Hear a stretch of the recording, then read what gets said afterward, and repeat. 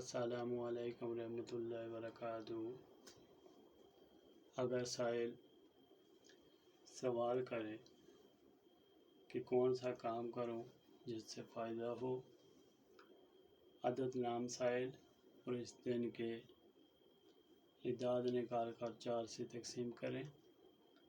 अगर एक बचे तो तिजारत ज़मीन से पैदा होने वाली एशिया की, 2 बचे खेती और ज़राअत वगैरह, अगर 3 बचे तो तिजारत पारचा, और अगर 4 बचे तो नौकरी और मुलाजमत से माल आता है। सवाल नंबर 2 है,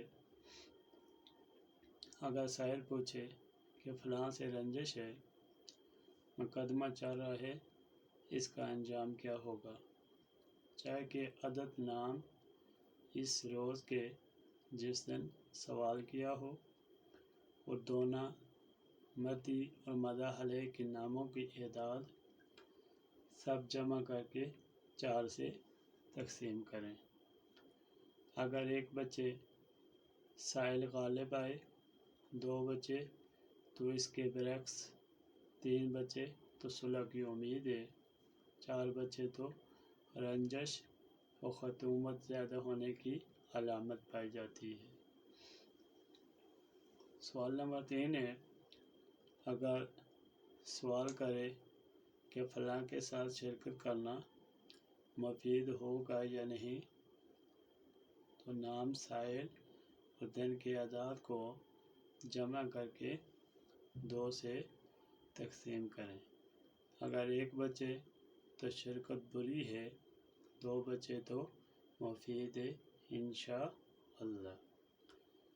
इल्मुल आदाद से 28 असाब के मुख्तलिफ तरीके आप हज़रात की नज़र किए, जिन पर अमल करें वो आपके मददगार साबित होंगे इंशाअल्लाह।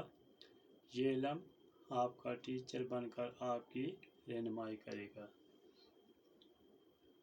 इल्मुल आदाद हामिलीन के लिए बहुत ज़रूरी और अहम फ़न है। मेरे बताए हुए इल्म को कोई धर्म गलत साबित नहीं कर सकता। ये वो इल्म जो मख्फी रखा जाता है, लेकिन फ़कीर ने इस इल्म की तलाश में रकमें बर्बाद करते हुए लोगों को देख कर इस इल्म की धज्जियाँ निकाल कर रख दी। फ़ायदा उठाएं, दुआएं दें, दुआएं लें।